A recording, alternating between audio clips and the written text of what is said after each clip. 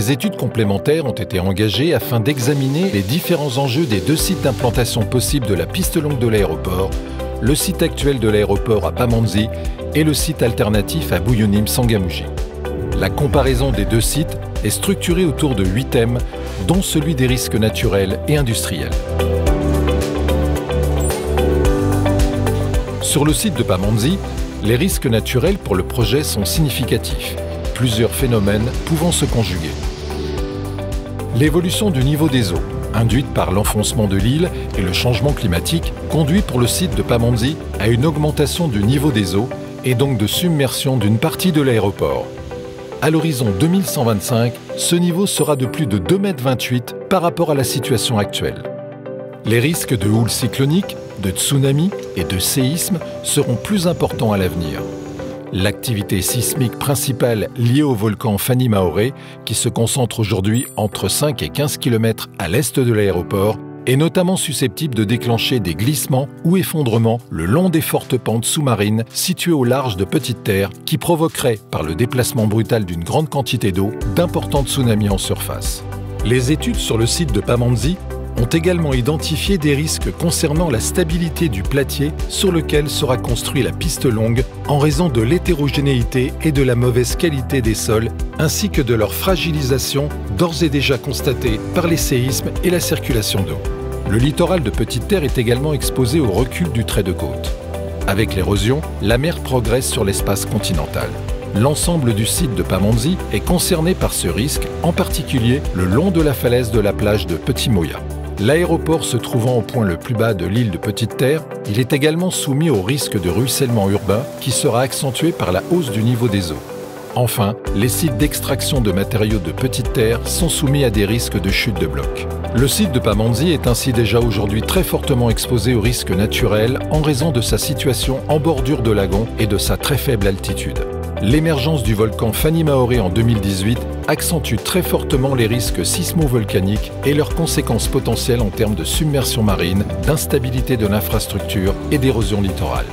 La prise en compte de ces risques sur le site de Pamandzi, sur la base de la connaissance actuelle du phénomène sismo-volcanique, implique de prendre des dispositions techniques complexes qui ont des impacts forts sur les besoins en matériaux, sur l'organisation du chantier et, in fine, sur les coûts du projet. Pour répondre à la fragilisation des sols par les séismes et la circulation d'eau, la piste sera posée sur des fondations profondes dans la partie la plus sensible à ces risques. La moitié nord du projet sera construite en dalle sur pilotis qui comprend une dalle située à 11 mètres d'altitude et posée sur 1100 piles enfoncées profondément dans le sol. La moitié sud est prévue en remblai-digue. Le remblai-digue, qui supportera la piste longue, sera protégé par une carapace constituée d'enrochements et de blocs artificiels en béton conçus pour résister à l'action des vagues. Pour des raisons environnementales, les 90 mètres de l'extrémité sud ne seront pas renforcés et pourraient donc être détruits en cas de tsunami. Enfin, des dispositions seront prises pour éviter les chutes de blocs autour des zones d'extraction de matériaux. Le suivi du phénomène sismo-volcanique est essentiel pour s'assurer de l'adéquation des dispositions constructives de la piste longue et pour évaluer la nécessité et la capacité technique de les renforcer. Le risque d'évolution du phénomène constitue un aléa dans la conception du projet.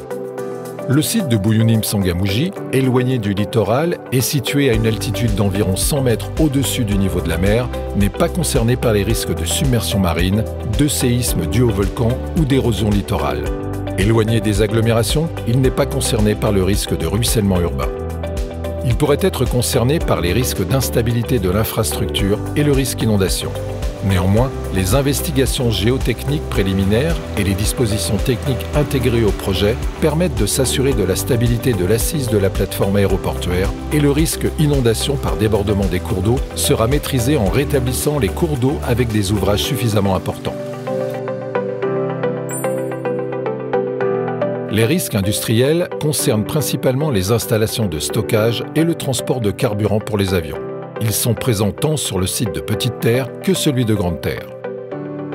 Le stockage de carburant aéronautique livré par navire sera réalisé pour les deux sites dans des zones dédiées à cet effet déjà existantes, au dépôt des Badamiers pour le site de Pamandzi et à celui de Longoni pour le site de Buyunim-Sangamouji.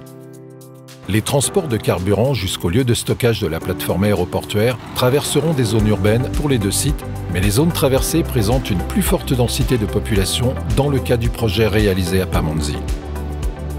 Le risque de rupture du barrage de la retenue collinaire de Dzoumogné, analysé spécifiquement pour le site de Buyunim-Sangamouji, ne présente pas de contraintes importantes pour le projet. Conclusion.